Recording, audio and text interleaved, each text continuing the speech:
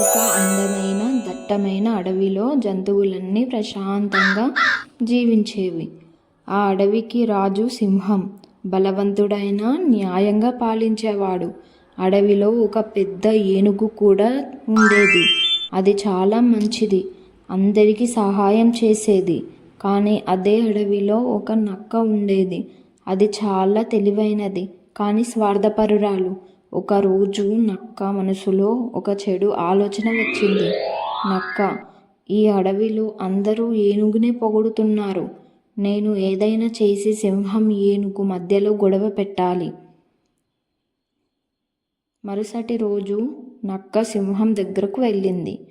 నక్క, మహారాజా, ఒక విషయం చెప్పాలా? ఏనుగు మీ గురించి జంతువుల ముందు చెడుగా మాట్లాడుతుంది. తానే ఈ అడవికి రాజు కావాలని అనుకుంటుంది. సింహం కోపంతో ఊగిపోయింది. సింహం, ఇది నిజమైతే దానికి శిక్ష తప్పదు.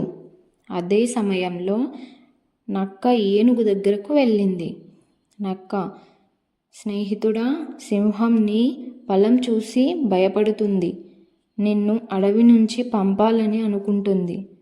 ఏనుగు ఆశ్చర్యపోయింది. ఏనుగు, రాజు ఇలా ఎందుకు చేస్తాడు? నేను ఏ తప్పు చెయ్యలేదు. నక్క అక్కడి నుంచి నవ్వుకుంటూ వెళ్ళిపోయింది. మరుసటి రోజు సింహం ఏనుగు ఎదురెదురుగా కలిశారు. సింహం, నువ్వు నన్ను రాజుగా ఒప్పుకోవడం లేదంట. ఏనుగు, అది అబద్ధం. మీరు నన్ను అడవి నుంచి పంపాలని అనుకుంటున్నారని విన్నాను. ఇద్దరు కాసేపు ఆలోచించారు. ఇద్దరికీ ఒకే అనుమానం కలిగింది. ఏనుగు, మన ఇద్దరికీ ఈ మాటలు చెప్పింది ఎవరు? సింహం, నక్క చెప్పింది.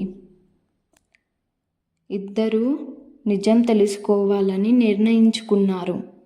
మరుసటి రోజు నక్క మళ్ళీ సింహం దగ్గరకు వెళ్ళి అబద్ధం చెప్పబోతుండగా చెట్టు వెనకాల దాక్కున్న ఏనుగు, సింహం అన్నీ విన్నాయి.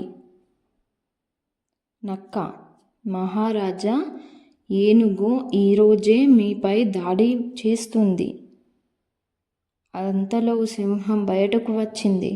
సింహం, చాలు నక్క, నీ అబద్ధాలన్నీ మాకు తెలిసిపోయాయి. ఏనుగు కూడా ముందుకు వచ్చింది. ఏనుగు, స్నేహితుల మధ్య చిచ్చు పెట్టడం చాలా పెద్ద తప్పు. నక్క భయంతో వణికిపోతుంది. నక్క, నన్ను క్షమించండి, అసూయతో ఇలా చేశాను, సింహం చెప్పింది. సింహం, తప్పు చేసిన వారికి ఒక అవకాశం ఇవ్వాలి, కానీ ఇకపై ఇలాంటి పని చేస్తే అడవిలో ఉండలేవు. నక్క తన తప్పు తెలుసుకుని అందరికీ క్షమాపణ చెప్పింది. ఆ రోజు నుంచి నిజాయితీగా జీవించడం ప్రారంభించింది. అడవిలో మళ్ళీ ప్రశాంతత నెలకొంది. నీతి, అబద్ధం, అసూయ కొంతకాలం మాత్రమే నిలుస్తాయి. నిజం, నమ్మకం ఎప్పటికైనా గెలుస్తుంది.